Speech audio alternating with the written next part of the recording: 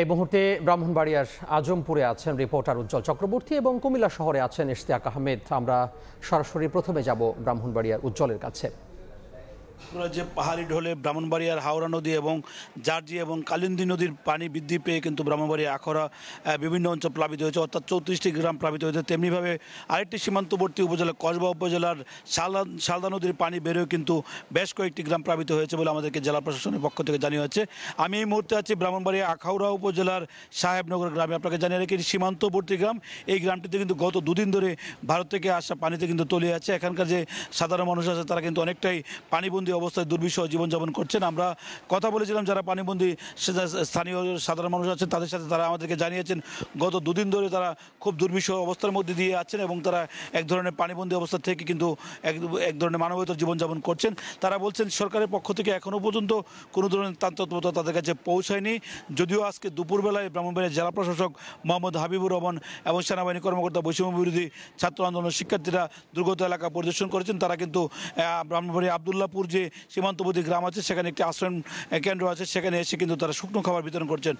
শুকনো খাবারের মধ্যে রয়েছে চিরা, গুড়, দিয়াসলাই এবং মোমবাতি সহ আনুষঙ্গিক বেশ কিছু জিনিসপত্র রয়েছে এবং তারা বলছেন যে তালিকা প্রণয়ন করা হয়েছে। তালিকা প্রণয়নের পরে কিন্তু দুর্গত এলাকায় কিন্তু ত্রাণ তৎপরতা শুরু হবে। জেলা প্রশাসক মোহাম্মদ হাবিবুর রহমান যেমনটি জানিয়েছেন 15 মেট্রিক টন চাল বরাদ্দ করা হয়েছে ইতিমধ্যে এবং সেই সাথে 500 উপরে যে পানিবন্দী আখাউড়া উপজেলার যে দুর্গত বিশেষ করে আছে তাদের জন্য তাৎক্ষণিকভাবে 5 লাখ টাকা বরাদ্দ করা হয়েছে। সব মিলিয়ে যে তৎপরতা সেটি কিন্তু শুরু হচ্ছে বলে তিনি আমাদেরকে নিশ্চিত করেছেন। আপনাকে জানিয়ে রাখি ব্রাহ্মণবাড়িয়া আখাউড়া আগরতলা যে সড়কটি আছে গুরুত্বপূর্ণ, যে সড়কটি দিয়ে দুই দেশের ব্যবসা বাণিজ্য ত্বরান্বিত, সেই সড়কটি কিন্তু গতকাল সকালে কিন্তু এখানে একটি বেইলি ব্রিজ থাকার কারণে সেটি কিন্তু ভেঙে গেছে। সেটি ভেঙে যাওয়ার কারণে দুই দেশের ব্যবসা বাণিজ্য বন্ধ রয়েছে। তেমনিভাবে আখাউড়া আগরতলা দুই দেশের যে যাত্রী বরাবর ইমিগ্রেশন ভবনে পানি প্রবেশ করার কারণে সেটিও বন্ধ আছে। অনেকেই যাত্রীরা যারা আগরতলা বিমানবন্দর থেকে চেন্নাই, মুম্বাই এবং বেঙ্গালুরু সহ বিভিন্ন জায়গায় যাতায়াত করেন তারা কিন্তু অনেকেই ফিরে গেছেন এবং তাদের যে টিকিটগুলো আছে সেগুলো তারা ক্ষতিগ্রস্ত হয়েছেন, টিকিটগুলো বাতিল হয়েছে বলে তারা আমাদেরকে জানিয়েছেন। সব মিলিয়ে যে একটি দুর্বিষহ অবস্থার মধ্য দিয়ে আখাউড়া এবং কসবার এলাকার মানুষগুলো আছেন এবং তারা বলছেন সরকারের পক্ষ থেকে ত্রাণ তৎপরতা জোরদার করা জরুরি। এটি নিশ্চিত না করা হলে অনেকেই ক্ষতিগ্রস্ত হবেন এবং তারা অনেকেই বিভিন্নভাবে ক্ষতিগ্রস্ত হয়েছেন। তারা বলছেন যে বিভিন্ন যে আশ্রয় কেন্দ্রগুলো আছে সেই আশ্রয় কেন্দ্রগুলোতে যারা অবস্থান নিয়েছেন তাদেরকে কাছে যেন দ্রুত সময়ের মধ্যে ত্রাণ তৎপরতা পৌঁছে দেওয়া হয় সেটি তারা নিশ্চিত করার দাবি জানিয়েছেন। আপনাকে জানিয়ে রাখি বর্তমানে আখাউড়া উপজেলার গাজীর বাজার এলাকার যে গ্রামগুলো আছে বিশেষ করে বঙ্গের চর, কালিকাপুর, সাহেবনগর সহ বিভিন্ন গ্রাম, সেই গ্রামগুলোতে কিন্তু পানিবন্দী মানুষের সংখ্যা প্রায় 40টিরও বেশি পরিবার এখনও পর্যন্ত দুর্বিষহ জীবনযাপন করছে বলে আমরা জানতে পেরেছি। তো এই ছিল আখাউড়া বন্যা দুর্গত এলাকা থেকে আমার কাছে সর্বশেষ। এখন চলে যাচ্ছে কুমিল্লা আছেন আমাদের সহকর্মী ইশতিয়াক, তিনি জানাবেন সেখানকার সর্বশেষ পরিস্থিতির কথা। আপনারা জানেন যে গোমতী নদীর যে পানি সেটা কিন্তু অনেকটা বেড়ে গিয়েছে এবং বিশেষ করে বিপদ সীমা থেকে 70 সেন্টিমিটার উপর দিয়ে কিন্তু প্রবাহিত হচ্ছে বলে আমরা জানতে পেরেছি, আমাদেরকে জানিয়েছিল পানি উন্নয়ন বোর্ডের কর্মকর্তারা। এই মুহূর্তে আমি দাঁড়িয়ে আছি বুড়িচং উপজেলার ষোলনাল ইউনিয়নের কামারখাড়া একটি গ্রামে, যে গ্রামটি সম্পূর্ণ ঝুঁকিপূর্ণ একটি গ্রাম হিসেবে আমরা জানতে পেরেছি এবং সেখানে আমরা এসে দেখেছি যে বিশেষ করে একটু আপনাদের দেখাতে চাই যে এই একটি সেচ প্রকল্প, অর্থাৎ সেচ পাইপের মাধ্যমে এখানে যারা 10 থেকে 12টি গ্রাম রয়েছে যারা কৃষি কাজ করে তারা গোমতী নদীর থেকে মোটরের মাধ্যমে এখানে পানি নিত।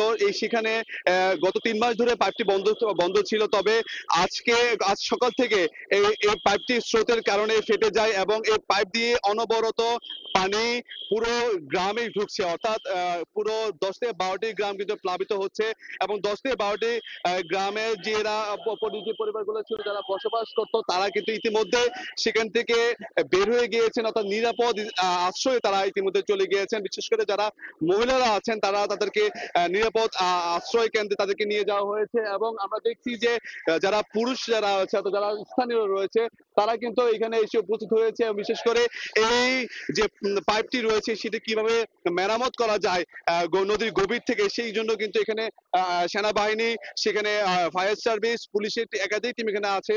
সাধারণ মানুষ রয়েছে, জনগণ এখানে কাজ করছে এবং তারা কিন্তু ইতিমধ্যে মাটি ভরাট করে বস্তা দিয়ে তারা যে বাঁধ যেগুলো নরম হয়ে গিয়েছে সেগুলো তারা চাচ্ছে পূর্ণ নির্মাণ করার জন্য, অর্থাৎ সেক্ষেত্রে যাতে করে বাঁধ ভেঙে পানি লুকোলে না ঢুকে সেই জিনিসটা তারা করছেন। এবং এই পাইপের মাধ্যমে যে পানিটা যাচ্ছে, অর্থাৎ এখানে প্রায় 10 থেকে 12টি গ্রাম রয়েছে এবং এখানে হাজার হাজার পরিবার রয়েছে, তারা সবাই কিন্তু এখন এই এই পাইপের মাধ্যমে যে পানি ছুটছে এর কারণে কিন্তু তারা ভুক্তভোগী হয়েছে এবং তারা কিন্তু এখন এই রাস্তা বা এই গ্রামগুলো কিন্তু প্লাবিত হচ্ছে এবং অনেকের ঘরে কিন্তু ইতিমধ্যে পানি ঢুকে গিয়েছে এবং তারা কিন্তু তাদের যে পণ্য সামগ্রী বা নিত্য প্রয়োজন যে জিনিসপত্রগুলো আছে সেগুলো নিয়ে তারা কিন্তু নিরাপদ স্থানে ইতিমধ্যে তারা চলে গিয়েছেন। আমরা দেখছি যারা এখানে সাধারণ জনগণ রয়েছে তাদের খাবারের জন্য কিন্তু স্বেচ্ছাসেবক যারা রয়েছে তারা কিন্তু খাবার নিয়ে আসছেন, শুকনো খাবার নিয়ে আসছেন, নিরাপদ পানি নিয়ে আসছেন এবং এখানে কিন্তু সেনাবাহিনী থেকে শুরু করে পুলিশ এবং সাধারণ জনগণ মিলে প্রচেষ্টা করছে যাতে করে এখানে নদী ভাঙন না হয় এবং যারা সাধারণ জনগণ রয়েছে এই এলাকাবাসী যারা রয়েছে তারা কিন্তু নদী ভাঙনে অনেকটি আতঙ্কিত হয়ে আছেন। তো এই ছিল আমার কাছে সর্বশেষ খবর কুমিল্লা থেকে।